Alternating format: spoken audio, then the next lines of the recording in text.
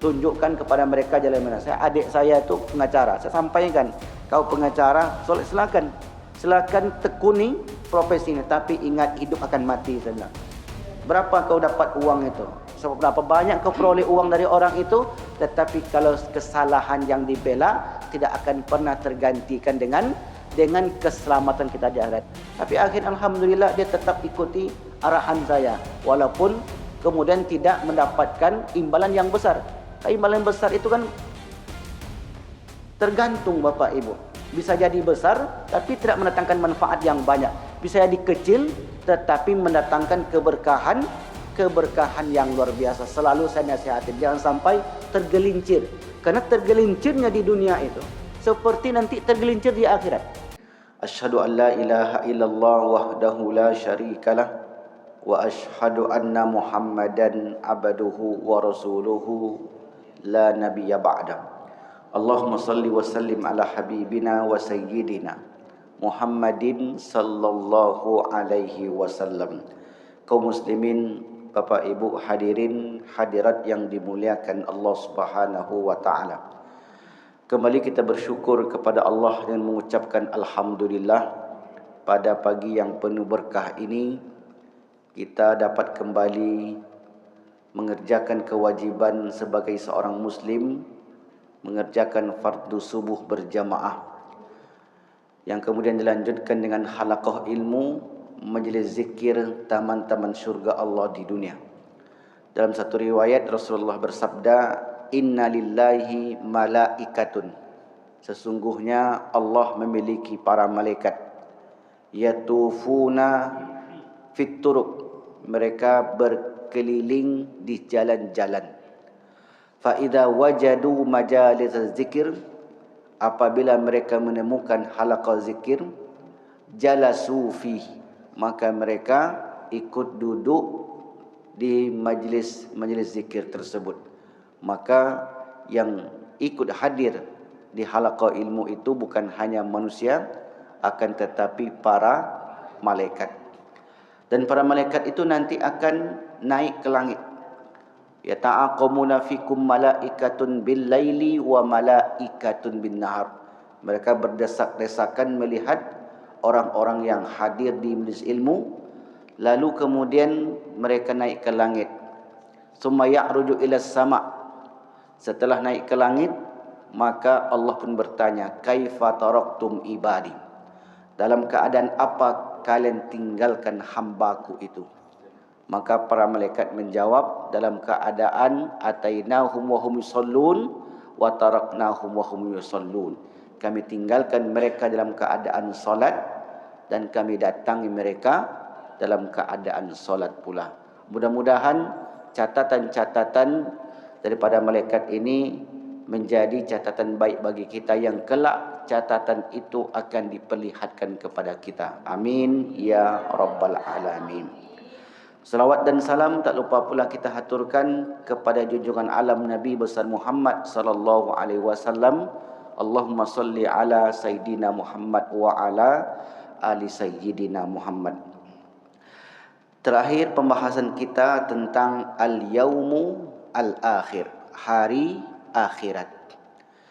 Ketika disebut hari akhirat, biasanya yang terbayang surga dan neraka. Pada umumnya yang terbayang surga dan neraka. Padahal ketika disebut al-yaumu al-akhir, hari akhirat, sebenarnya banyak sekali peristiwa-peristiwa yang akan kita lalui. Yang pertama mulai dari hari berbangkit, yaumul ba'ats.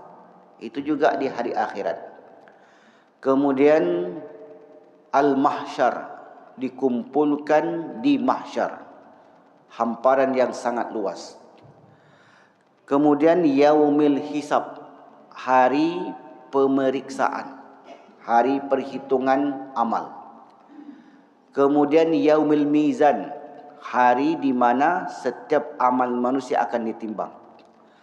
Lalu al-haud, telaga Rasulullah sallallahu alaihi wasallam. Kemudian pemberian catatan amal suhuf. Lalu sesudah itu melintasi titian sirat. Kalau seandainya selamat melintasi titian sirat, akan berada di ujung sirat yang disebut dengan kantarah. Kantarah atau al-qantarah. Kalau seandainya tidak ada lagi yang dipersoalkan ketika itu, barulah kemudian Allah izinkan untuk memasuki surga. Maka ada beberapa fase yang akan kita lewati nanti. Mulai dari hari berbangkit, kemudian mahsyar, kemudian yaumul hisab, kemudian yaumul mizan, al-haud nabi, kemudian pemberian catatan amal, siratul mustaqim, kantara ujung daripada sirat, kemudian surga dan neraka.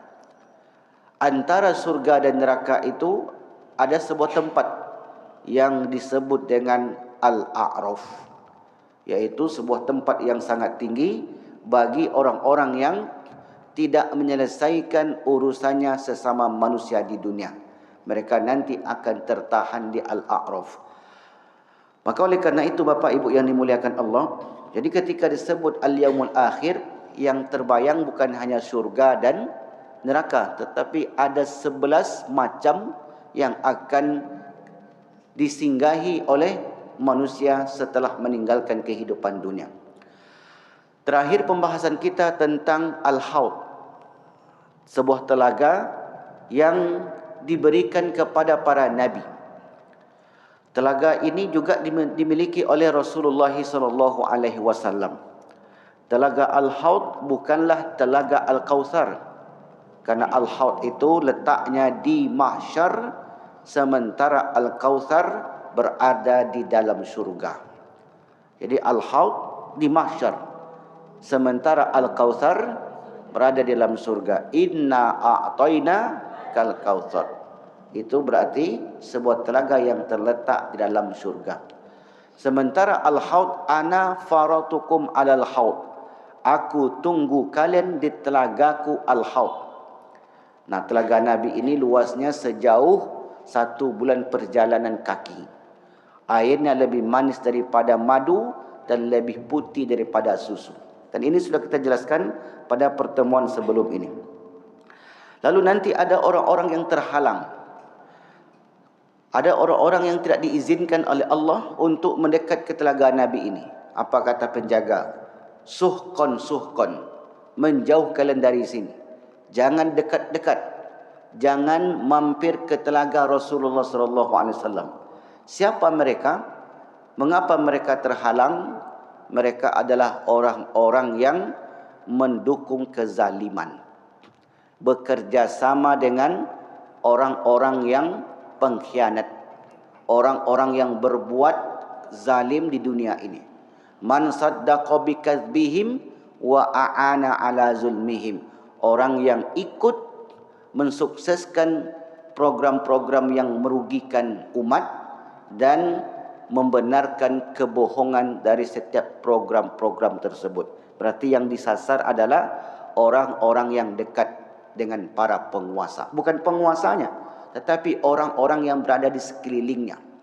Karena pembisik itu lebih jahat daripada eksekutor. Karena orang membisikkan itulah seseorang itu menjadi buruk perangainya.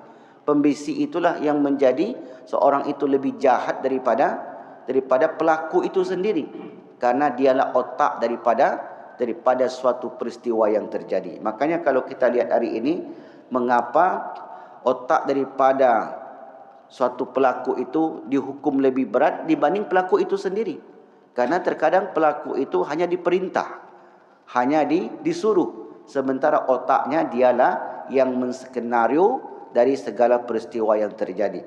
Makanya ketika itu kata Rasulullah, wa laisa minni, dia itu bukan bagian dari saya. Jadi ingatlah kepada kita Bapak Ibu yang dimuliakan Allah, siapapun kita, apapun latar belakang kita, jangan pernah ikut mensukseskan kezaliman. Jangan ikut membantu keburukan-keburukan orang lain. Jangan pernah membenarkan suatu hal-hal yang tidak mendatangkan kebaikan kepada kita, kepada umat. Karena efek daripada perbuatan itu bukan hanya di dunia. Mungkin di dunia hanya sedikit yang kita dapat, diberi ini, diberi itu. Yang penting Anda bekerja dengan saya, Anda harus dukung saya. Ingat, akan ada kehidupan akhirat. Nanti kelak di akhirat Anda tidak akan diakui oleh Rasulullah sebagai umatnya. Meskipun wajahnya mirip umat Muhammad. Orangnya kecil, umurnya pendek, kemudian dia juga beribadah. Tetapi ibadah-ibadah itu hanya berbentuk kamuflase. Ibadahnya itu tidak memberikan efek yang baik bagi kehidupannya. Maka itulah mengapa kita jelaskan pentingnya al-haud, telaga Rasulullah sallallahu alaihi wasallam dan seterusnya. Nah, setelah kita menjelaskan telaga Rasulullah ini, maka kita lanjut pembahasan kepada pemberian catatan amal. Ini pun sudah kita jelaskan. Pemberian catatan amal. Setelah catatan amal diserahkan kepada setiap masing-masing orang, maka ketika itu setiap manusia akan diperintah untuk melintasi titian sirat. Di fokus pembahasan kita tentang melintasi titian sirat. Kaum muslimin Bapak Ibu yang dimuliakan Allah Subhanahu wa taala. Sirat itu merupakan suatu perjalanan yang pasti akan kita lewati. Tidak ada satupun yang tidak melewati sirat. Dan sirat itu digambarkan oleh Rasulullah SAW dan para sahabat lebih tipis daripada 7 helai rambut. Ini menunjukkan bahwasanya meskipun nanti tipis, tetapi yang membuat kita bisa selamat bukanlah kemampuan, bukanlah ilmu pengetahuan, tetapi amal ibadah. Kata para ulama, ada orang yang nanti ketika melihat sirat itu dia tak melihatnya kecil. Dia bahkan melihatnya seperti jalan raya besar sekali. Dia berjalan seperti layaknya kilat, cepat.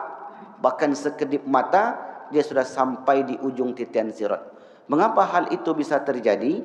Karena sirat itu sendiri sulit atau mudah bagi seseorang tergantung daripada perjalanan kehidupannya di dunia.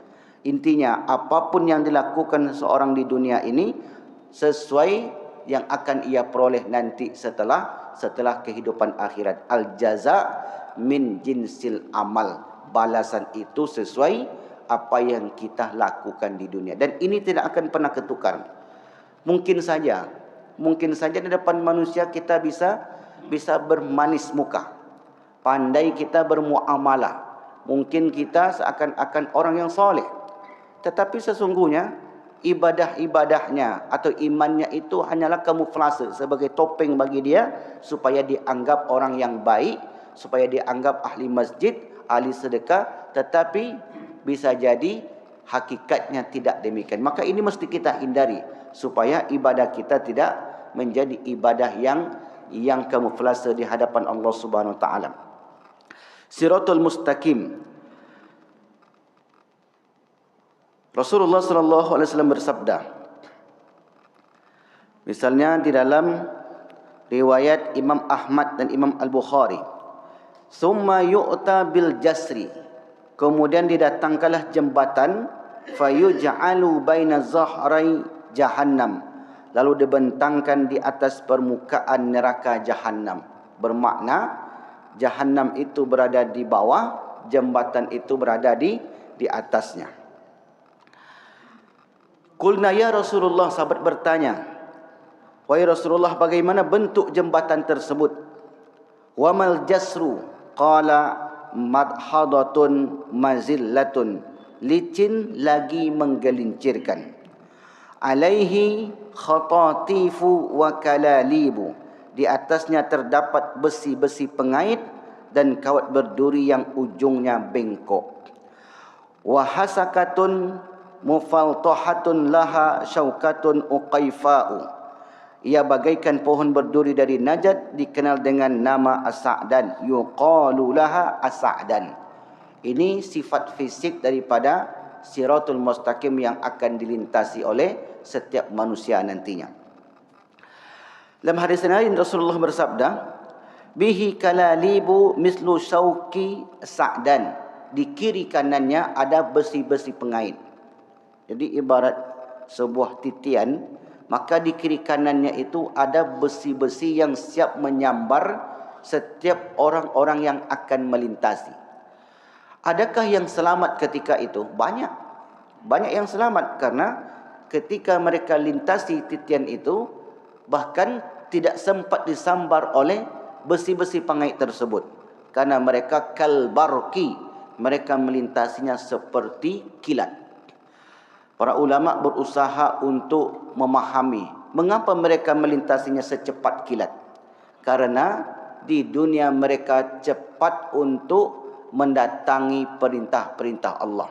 Jadi selalu dikaitkan dengan amalan-amalan. Karena memang kalau kita masuk surga itu memang bukan karena amalan, karena rahmat Allah. Tapi rahmat Allah itu tidak akan turun kalau tidak beramal. Tiba-tiba Allah merahmati dia. Tiba-tiba Allah berkasih sayang dengan dia. Tiba-tiba Allah senang dengan dia. Padahal dia tak beramal, mustahil. Bagaimana mungkin Allah menyenangi hambanya kalau hamba itu tidak beramal? Maka ketika melintasi titian sirat itu, kalbarki, seperti kilat. Kenapa seperti kilat? Karena ketika di dunia mereka sangat cepat untuk mengerjakan perintah-perintah Allah. Ketika dia dengar suara azan, dia tak menunggu, dia segera mendatangi suara tersebut. Ketika masuk waktu solat, dia tidak menunggu-nunggu. Ketika ada seperti yang kita lihat hari ini, kita sebentar lagi akan masuki bulan Zulhijjah, di mana di depan kita sudah menunggu satu amalan. Amalan itu Aidul Adha, yaitu menyembelih hewan kurban. Ketika dipanggil dan mereka mendengarkan bahwasanya pentingnya berkurban, lalu orang ini dengan segera mendaftarkan dirinya untuk berkurban. Secepat apa dia mendatangkan perintah Allah tersebut, maka akan berefek nanti ketika melintasi titian sirat. Bahkan Bapak Ibu yang dimuliakan Allah, dalam hadis riwayat Imam Al-Baihaqi disebutkan, istaghfrihu duhayakum, carilah oleh kalian hewan kurban yang baik, hewan kurban yang sehat, yang gemuk, yang besar. Kenapa? Fa innaha matayakum, karena hewan kurban kalian itu akan menjadi kendaraan kalian. Ala sirat, di atas titian sirat. Hewan kurban itu kan menjadi kendaraan kita. Bayangkan ketika itu kita menaiki hewan kurban kita, dan hewan kurban kita pasti akan selamat. Karena hewan tidak ada dosa. Hewan tidak ada hisab bagi mereka seperti hisabnya manusia. Hewan tidak memiliki tanggung jawab layak umat manusia. Karena yang perintahkan ibadah hanya jin dan manusia saja. Sementara hewan-hewan tidak. Bayangkan ketika itu kita melintasi titian sirat sembari menaiki kendaraan tersebut. Istaghfrihu duhayakum, carilah oleh kalian hewan kurban yang baik. Fa innaha matayakum, karena dia akan menjadi kendaraan kalian. Ala sirat, di atas titian sirat. Maka kesempatan itu masih terbuka lebar untuk kita. Tak sanggup sekarang berkurban, Ustaz. Memang kami ingin selamat di atas titian sirat. Kami ingin menetapi bagaimana mungkin dengan keadaan kami. Tak sanggup kami untuk berkurban. Tak ada uang untuk membayar menjadi peserta kurban. Maka kita katakan, sesungguhnya kalau dia mau, tak ada jalan tidak bisa. Saya ada seorang jamaah Bapak Ibu. Jamaah ini kerjanya menjual tisu di lampu merah. Masih hidup sampai sekarang. Dia masih berjualan sampai sekarang ini. Sering kali ketika saya berhenti di situ, sering saya berjumpa dengan dia. Jualan tisu di lampu merah dan jualan air mineral. Tapi setiap tahun dia berkurban. Ketika diumumkan namanya, Bapak si Fulan. Dia bukan pegawai negeri, Pak. Dia tidak ada rumah kontrakannya. Dia tidak ada pencarian tetapnya. Kalau tidak bergerak, tidak dapat. Tidak bergerak, tidak dapat. Artinya kehidupannya itu hanya untuk hari itu saja. Tetapi ketika diumumkan nama-nama peserta kurban, Masya Allah, orang ini nomor 1 namanya. Saya tanya ke RT-nya. RT itu kawan saya. Bapak itu berkurban? Iya Ustaz. Sejak kapan? sudah beberapa tahun terakhir ini. Saya sering jumpa bapak itu di situ. Saya bilang, iya memang. Dia kerjanya di situ. Dia jualan air sama tisu. Ketika diceritakan keadaan orang ini, di situ saya mulai merasa saya setiap hari, bahkan saya punya pekerjaan tetap, masa saya tidak mau berkurban seperti dia. Terkadang inspirasi itu datang dari orang yang tak pernah kita kira. Terkadang hidayah itu begitulah Bapak Ibu. Hidayah itu terkadang tidak hanya kita dapatkan di masjid. Menengok orang yang semangat beribadah, terkadang hidayah itu langsung masuk ke dada kita. Makanya kata para ulama itu, ahsanul hal wa ahsanul maqal. Ahsanul maqal itu ahsanul hal lebih baik daripada khairun min ahsanil maqal. Keadaan itu lebih baik daripada ucapan. Orang mengucapkan ini itu bla bla bla bla, terkadang tidak masuk sampai ke hati kita. Tetapi ketika kita melihat orang itu langsung berbuat, maka disitulah langsung terasa oleh kita sendiri. Maka sejak saat itu saya pun merenung, Masya Allah, luar biasa. Orang ini bisa jadi karena mendengarkan pengajian saya. Bisa jadi karena dia tahu bahwasanya ketika nanti melintasi titian sirat, ternyata dibantu oleh kendaraannya, oleh hewan kurbannya tersebut. Dan sebenarnya itulah inti daripada pengajian-pengajian yang kita ikuti. Intinya bagaimana ketika kita dengarkan ilmu dan ilmu itu kita aplikasikan dalam kehidupan kita. Maka saran saya kepada kita, bagi yang belum mendaftar kurban di masjid-masjid terdekat di rumah kita, maka pulang dari pengajian ini daftarkan langsung. Kalau belum, daftarkan langsung, jangan sampai lewatkan, karena tahun depan kita belum tentu bisa berjumpa lagi. Nah, amma ra'aitu musyauka sa'dan. Tadi masih bercerita tentang kata sahabat, ya Rasulullah, apakah engkau pernah melihat duri Sa'dan itu? Kata Rasulullah, saya tak pernah melihat, tetapi ada sebuah kayu, sebuah pohon seperti pohon kapuk.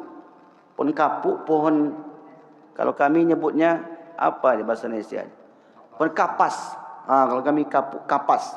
Pohon kapas itu berduri, walaupun sekarang sudah jarang kita tengok. Penuh dengan duri, tak bisa dipanjat. Maka seperti itulah gambaran pohon Sa'dan. Dan Rasulullah menggambarkan begitulah nanti ketika manusia akan melintasinya. Artinya Bapak Ibu yang dimuliakan Allah, secara logika, kalau kita logikakan, memang tak mungkin bisa dilewati. Bagaimana mungkin? Kita tidak punya alas kaki, tidak punya apa-apa. Tapi karena amalnya tadi yang luar biasa, maka sesuatu itu tidak ada yang mustahil. Maka disitulah Rasulullah SAW katakan, kalbarki, nanti mereka melintasinya seperti kilat. Lalu kemudian Rasulullah, adakah bentuk yang lain? Kata Rasulullah, karihi, yang lainnya seperti angin yang bertiup kencang, cepat sekali. Siapa lagi ya Rasulullah? Seperti orang yang berjalan cepat, kal khaili, seperti kuda perang, seperti kuda perang yang berjalan sangat cepat. Siapa lagi ya Rasulullah? Seperti orang yang berlari cepat, kal ajawidil khaili warrikabi fanajin, dan mereka fanajin muslimun, maka mereka itu adalah orang-orang yang selamat. Adakah gambaran lain ya Rasulullah? Wa mahdusun mursalun, ada orang yang ketika mereka melangkahkan kakinya langsung tercabik-cabik. Ini artinya apa Bapak Ibu? Keadaan manusia ketika itu berbeda-beda. Mengapa berbeda-beda? Karena amalnya di dunia juga berbeda-beda. Enggak sama amal kita. Dalam solat kita saja itu berbeda. Ada yang mungkin dapat pahalanya 80%, ada yang 50% dari pahala solatnya, ada yang mungkin 30%, mungkin saja ada yang 10%. Dalam solat saja kita sudah bertingkat-tingkat kekhusyuan kita. Ada yang ketika salat Allahu Akbar, yang diingatnya Allah. Ketika angkat takbir Allahu Akbar, yang diingatnya, nanti jam 6 saya harus ke kantor ini, saya ikut ngaji sebentar, jam 6 harus saya keluar. Allahu Akbar, yang diingat Hari ini nampaknya ada di pasar kaget. Saya beli apa nanti ya? Allahu Akbar. Yang dia ingat, di rumah kayak tadi kompor belum mati lagi. Mesin cuci masih hidup. Macam-macam yang kita ingat. Maka inilah yang dapat mengurangi kekhusyuan dalam solat kita. Maka dalam solat itu, dalam ibadah-ibadah lain pun demikian. Begitulah keadaan manusia nanti ketika melintasi titian sirat. Ada yang mudah, ada yang susah. Ada amalan agar kita dimudahkan. Yang pertama, amalan penyelamat saat melintasi titian sirat. Yang pertama, yaitu orang yang memiliki cahaya. Memiliki cahaya. Saya lama termenung, kenapa perlu memiliki cahaya? Rupanya ada satu keterangan yang saya temukan, sirat itu digambarkan gelap. Saya baru baca keterangan itu. Sebelumnya belum pernah saya dapatkan. Sirat itu digambarkan gelap, seperti orang yang berjalan di tengah gelap gulita. Maka ketika mereka akan melintasi sirat, maka mereka butuh yang disebut dengan cahaya. Lalu saya cari apa cahaya, bagaimana cara kita untuk mendapatkan cahaya itu.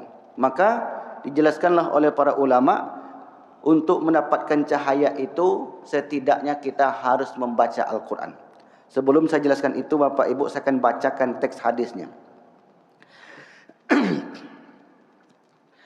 Innallaha ta'ala yada'un nasa yawmal qiyamah. Sesungguhnya Allah akan memanggil umat manusia di akhirat nanti bi asma'ihim sitron minhu ala ibadihi, dengan nama-nama mereka yang terdapat tirai penghalang darinya.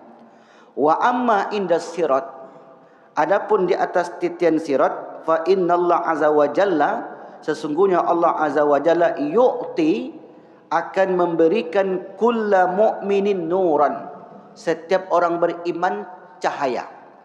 Akan memberikan cahaya setiap orang beriman. Wa kulla mu'minatin nuran, dan begitu juga kepada muslimatnya. Laki-lakinya diberi cahaya, perempuannya pun diberi cahaya. Wa kulla munafikin nuran, orang munafik pun diberi cahaya ketika itu. Fa idzastau ala sirat, ketika mereka sampai di tengah titian sirat,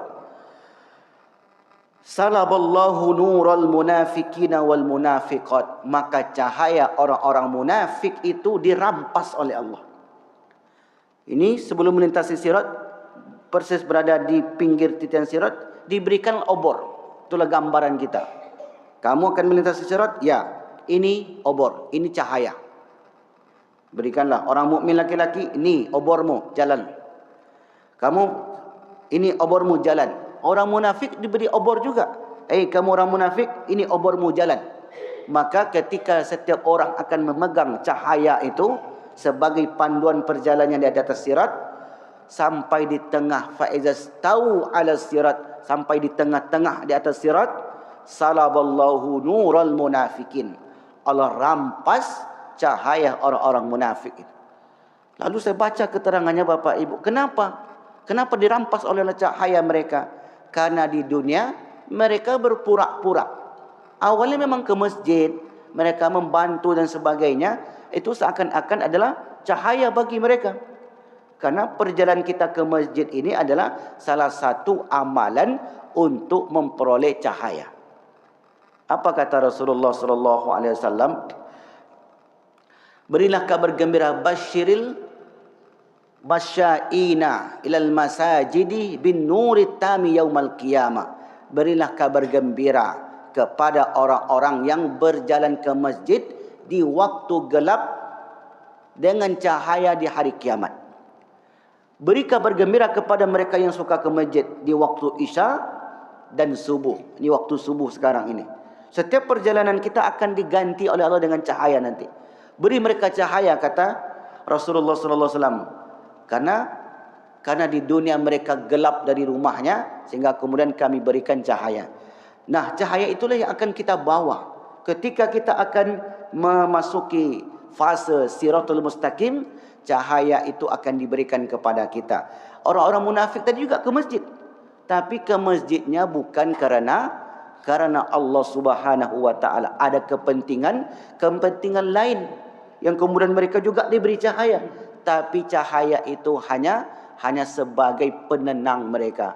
Cahaya itu tidak cahaya yang sebenarnya. Ketika mereka sampai di tengah titian sirat, cahaya itu dirampas kembali.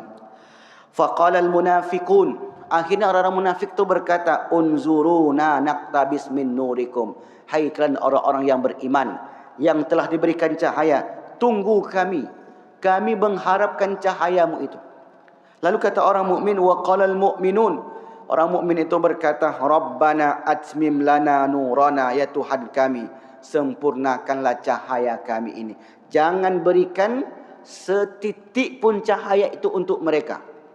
Bahkan ucapan orang beriman ketika itu, unzuruna naktabis min nurikum qilarji'u wara'akum faltamisu nura. Ambillah cahaya itu di belakangmu. Ambil lagi cahaya itu yang tadi tempat kita mengambilnya. Akhirnya orang munafik itu dipermainkan. Seperti apa orang munafik mempermainkan orang mukmin di dunia, maka seperti itulah nanti orang munafik itu akan dipermainkan oleh Allah Subhanahu wa taala. Jadi ketika mereka minta cahaya itu kepada orang beriman, padahal kita akan melintasi titian sirat, sementara di kiri sisi kanannya ada kalalib, khatatib, ada besi-besi pengait yang siap menyambar. Gelap, sudahlah gelap, jalannya licin, berduri, dan juga jauh, tipis, ada kiri kanan yang akan menyambar, gelap pula lagi. Maka ketika itu orang beriman katakan, ambil cahaya di belakang sana. Kalau kamu selamat, ambil ke sana. Qilarji'u wara'akum faltamisu nura. Ketika mereka mencari cahaya di belakang mereka, mereka tidak mendapatkannya kembali. Mereka tetap berjalan di tengah gelapnya di atas titian sirat yang berakhir daripada terjatuh ke dalam neraka Jahannam. Karena al-jisru itu di atas neraka Jahannam. Fala yadhkuru inda dzalika ahadun ahadan. Dan ketika itu tak ada seorang pun yang ingat, yang bisa memberi bantuan kepada saudaranya. Bahkan seorang suami pun tak bisa menolong istrinya ketika itu. Lalu setelah itu Bapak Ibu yang dimuliakan Allah, yajma'ullahu an-nasa yaumal qiyamah fayunadi munadin. Maka dipanggillah mereka itu, wahai manusia, alam tardau min rabbikum allazi khalaqakum. Apakah kalian akan redha dengan Tuhan kalian yang telah menciptakan kalian, yang membentuk kalian, wa razaqakum, dan memberikan rezeki kepada kalian. Alaysa zalika adlu min rabbikum. Bukankah itu bentuk keadilan Allah kepada kalian? Maka kemudian qalu fayakshafu an sakin fayahni kullu man kana li zahri tabbaqa sajidan. Ketika itu ada yang bersujud karena mereka mendapatkan janji-janji Allah di dunia. Lalu summa yu'marun fayarfa'un ru'usahum. Lalu mereka diperintah untuk mengangkat kepala mereka. Fayu'tauna nurahum ala qadri a'malihim. Maka mereka diberikan cahaya sesuai kadar amal-amal mereka. Faminhum may yu'ta nurahu mithla jabali baina yaday. Ada di antara mereka yang diberikan cahayanya seperti dua gunung yang besar, sebelah kiri dan sebelah kanan. Dia pun melintasi sirat itu, diberikan cahaya layaknya seperti gunung. Artinya ini adalah cahaya yang sangat terang sekali, berada di kiri dan kanan mereka. Kalau sudah ada cahaya sebesar gunung, kira-kira kalau kita berjalan selamat atau tidak? Insya Allah selamat. Kiri kanan ada parit, kita pun meniti di atas titian itu. Di kiri kanan kita ada cahaya yang menerangi jalan kita. Maka kita pun bisa melihat, oh ini jalannya licin, ini tidak licin, ini jalannya bagus, tidak bagus. Maka diberikanlah cahaya yang sangat besar itu. Wa minhum may yu'ta nurahu duna dzalika. Ada orang yang diberikan cahayanya di bawah itu. Wa minhum may yu'ta nurahu mislan nakhlati bi yaminihi. Ada orang yang diberikan cahaya sebesar pokok kurma, sebesar pohon kurma. Ini di bawahnya lagi. Wa minhum may yu'ta duna dzalika. Dan ada orang yang diberi cahaya lebih kecil daripada satu pokok kurma. Hatta yakuna akhiru zalika, sampai akhirnya yu'ta nurahu ala ibhami qadamihi, ada orang yang diberi cahaya sebesar jempol jari kakinya. Cahaya itu kecil sekali, sebesar jempol jari kakinya. Yudhi'u marratan wa yudfi'u marratan. Terkadang cahaya yang sebesar jempol jari itu hidup, terkadang mati. Terkadang hidup, terkadang mati. Karena begitulah orang munafik. Mereka terkadang beriman, terkadang beramal, terkadang baik, terkadang jahat, terkadang semangat, terkadang tidak.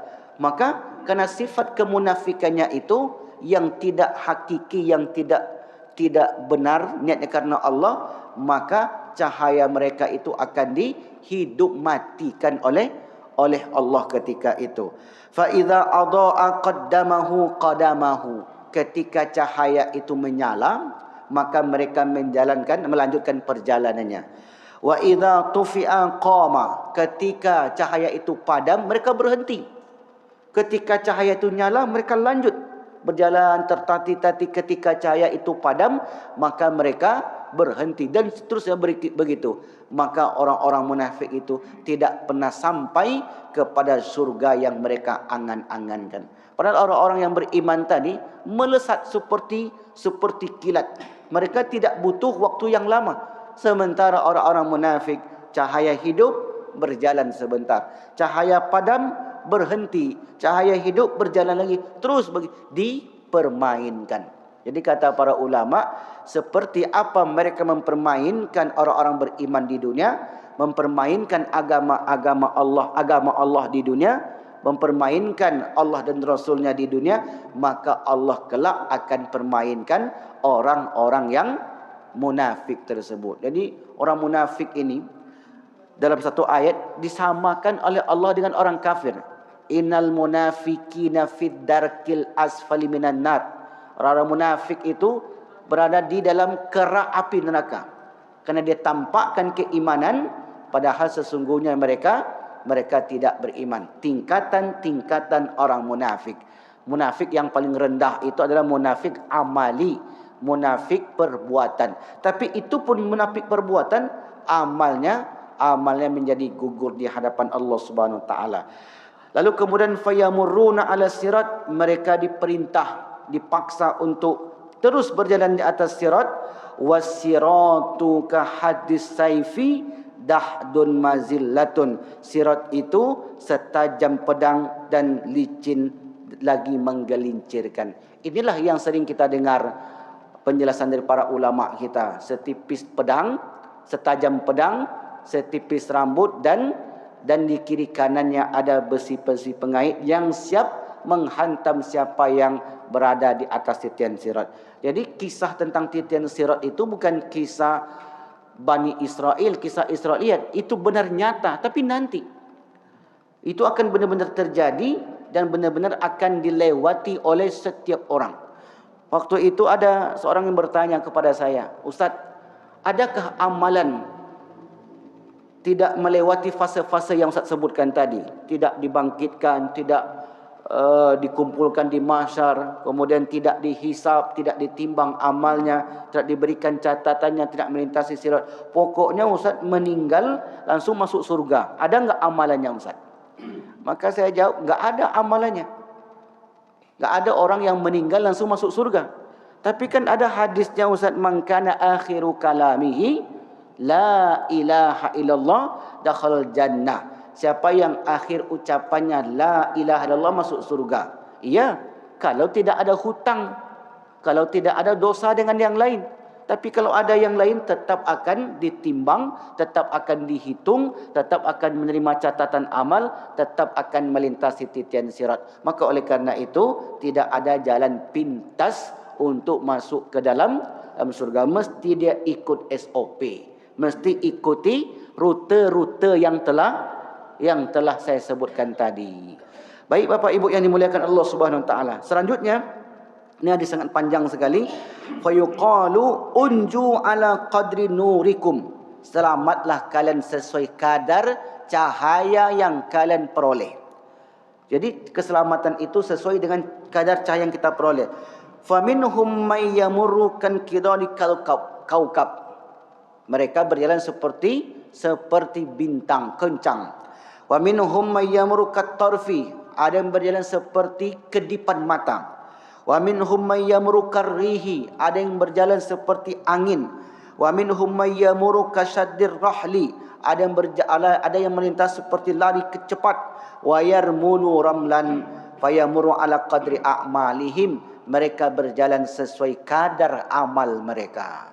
Maka intinya sesuai kadar amal soleh yang kita lakukan di dunia.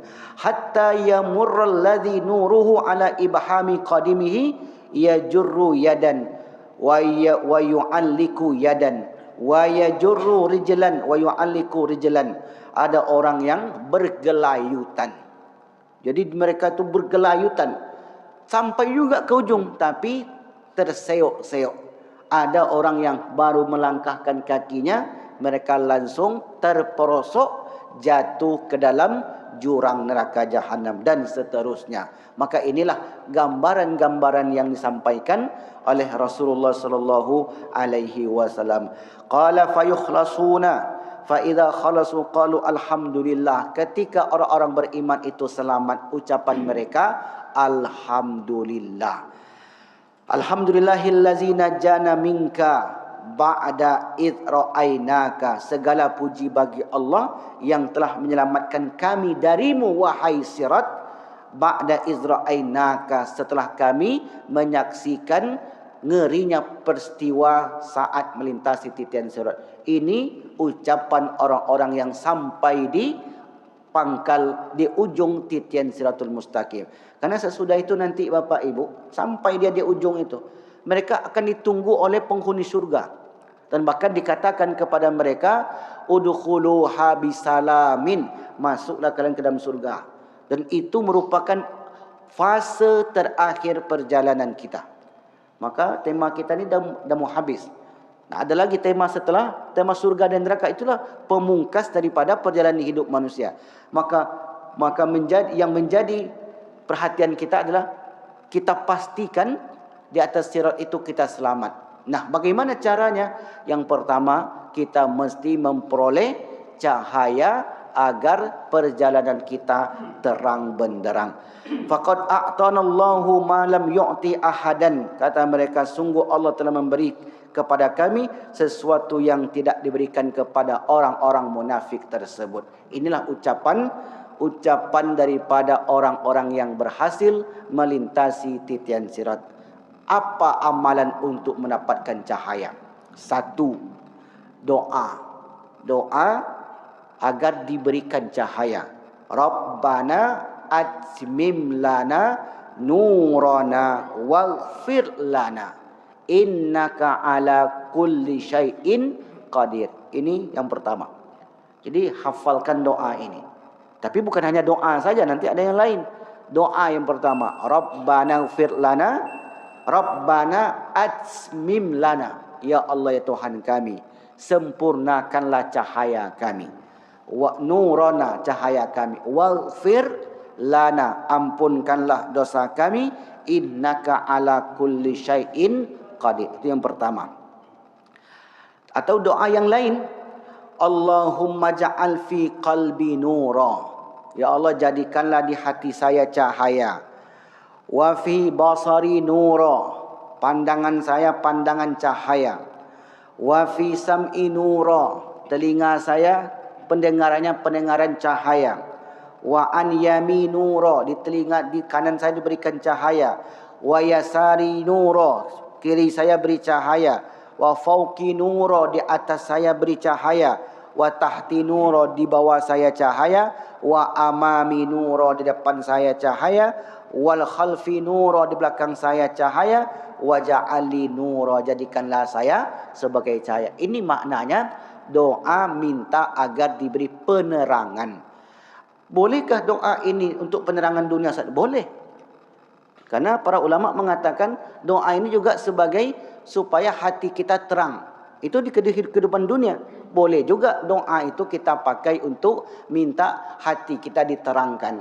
Mata kita diterangi, telinga kita diterangi, kanan, kiri, depan, belakang, dan seluruh anggota tubuh kita diberikan penerangan.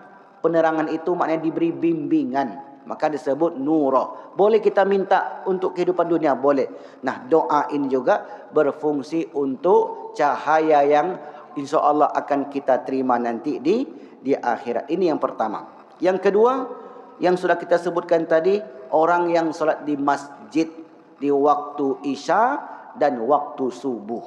Jadi solat di masjid waktu Isya dan subuh itu bukan hanya mendapatkan mencari 27 derajat. Bukan hanya itu yang kita harap. Tafdulu salatul fazi wa tafdulu salatul fazi sabawa isrina. Keutamaan solat berjamaah itu tafdulu salatul fazi sabawa isrina darajah. 27 derajat dibanding solat sendiri. Bukan hanya itu yang kita harapkan, tetapi setiap langkah kaki yang kita gerakkan menuju masjid, mudah-mudahan Allah ganti gerak langkah kaki kita itu dengan cahaya nanti. Meskipun sedikit ilmu yang kita dapat, meskipun sampai di masjid kita tidur, tak ada masalah. Yang penting kita sampai di masjid. Karena yang kita harapkan itu adalah ketika kita berjalan ke masjid, setiap perjalanan kita itu kita mendapatkan cahaya nanti. Maka selalu saya katakan, kalau hanya ilmu yang kita harapkan di masjid ini, maka sangat sedikit yang kita dapat. Mungkin saja hanya 10%, Pak. Kenapa 10%? Karena mulai ustaz itu ceramah, mulailah bapak ini menundukkan kepalanya. Selesai ustaz itu ceramah, selesai pula menundukkan kepalanya. Jangan menyindir, ustaz, saya ini ustaz menundukkan kepala karena fokus. Oh, rupanya yang kepala menunduk itu jangan suuzon nih, Bu. Mereka tuh fokus. Apa-apa nih fokus. Alhamdulillah. Fokusnya 2 menit. Menit ketiga semakin khusyuk. Menit kelima tak terlawan lagi khusyuknya. Tapi sudah dapat pahala. Itulah yang kita cari itu. Saya tanya ke jemaah, Bapak kenapa hadir terus pengajian saya? Padahal kan terkadang saya ulang, saya bilang. Terkadang Ustaz kami ini, kenapa hadir di masjid ini, masjid itu, masjid. Sebenarnya yang kami cari itu semangatnya itu. Bukan hanya ilmunya saja. Kami ingin pahala iktikaf, kami ingin pahala setiap langkah dihitung sebagai pahala ke masjid, kemudian didoakan oleh para malaikat. Jadi yang kita harap itu bukan hanya ilmu, tetapi pahala-pahala. Nah, itu kita sudah simpan tuh Bapak Ibu. Sudah menjadi tabungan kita nantinya. Yaitu kita ke masjid di waktu Isya dan di waktu subuh. Kalaupun nanti tidak ada pengajian, tetap kita ke masjid di 2 waktu tersebut. An Buraidata, dari Buraidah, anin Nabi sallallahu alaihi wasallam, dari Nabi selalu bersabda, basyiril masya'in, beri kabar gembira kepada orang yang berjalan fi zulami, di waktu gelap, ilal masajid, ke masjid-masjid, bin nuri tami, dengan cahaya yang sempurna, yaumal qiyamah, pada hari kiamat. Nah, yang berikutnya yaitu orang yang melindungi orang-orang beriman. Kadang tak pernah terpikir oleh kita, melindungi orang beriman.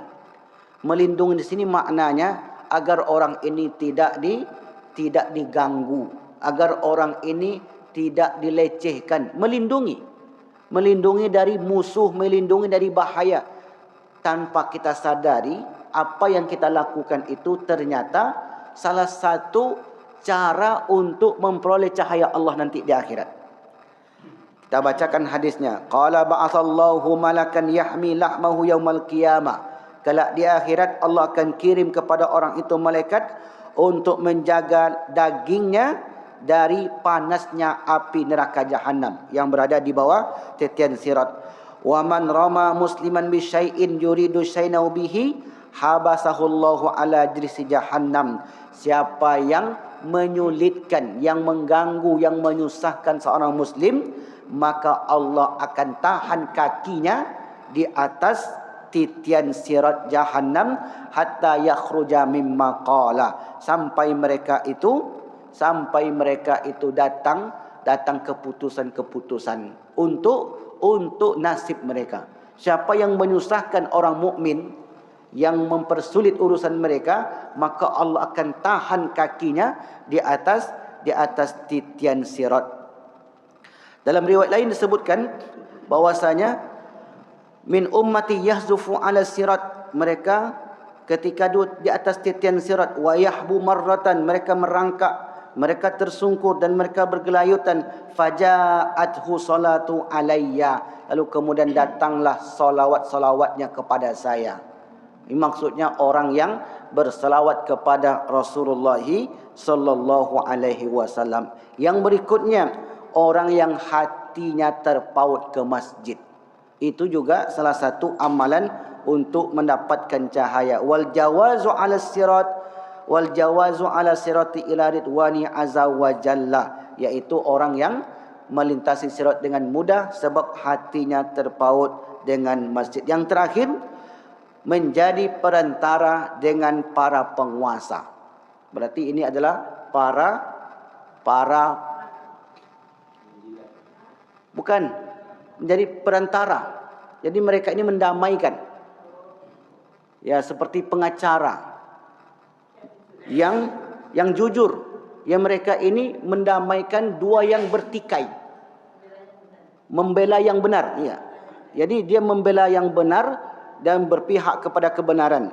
Maka kelak di akhirat, orang yang semacam ini Allah berikan ganjaran besar terhadap profesinya tersebut. Tapi ia jujur dari profesi itu, bukan membenarkan yang salah, yang salahkan yang benar, tetapi membela yang benar dan menyalahkan yang salah. An Aisyah qalat, dari Aisyah berkata, qala Rasulullah sallallahu alaihi wasallam, man kana wuslatan li akhihi muslim ila zi sultanin fi mablaghi birrin aw taysirin usrin ajazahu Allahu ala sirati yaumal qiyamah inda dahdil aqdam. Barang siapa yang menjadi mediator bagi saudara muslimnya kepada orang yang mempunyai kekuasaan di dalamnya, menyampaikan kebaikan atau memudahkan kesulitan, maka Allah akan membalasnya berupa kemudahan saat melewati sirat ketika kakinya akan tergelincir. Jadi sebenarnya Bapak Ibu, profesi lawyer itu profesi yang strategis, profesi yang mulia, karena dia akan mendamaikan dua orang yang bertikai kalau betul-betul tegak di tengah. Tapi kalau dia tidak tegak di tengah, justru sebelum kakinya melangkah sudah tergelincir.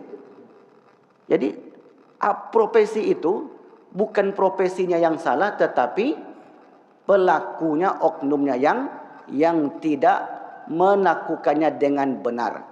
Nah, kalau dia lakukan dengan benar, kita dengarkan hadisnya tadi, riwayat dari Ibnu Hibban. Siapa orang, dalam hal ini tentu lawyer, pengacara, siapa orang yang mendamaikan dua orang yang bertikai, lalu kemudian dia memudahkan urutan tersebut, mencari solusi, mencari jalan damai dan sebagainya, maka kelak Allah akan selamatkan kakinya saat mereka akan tergelincir.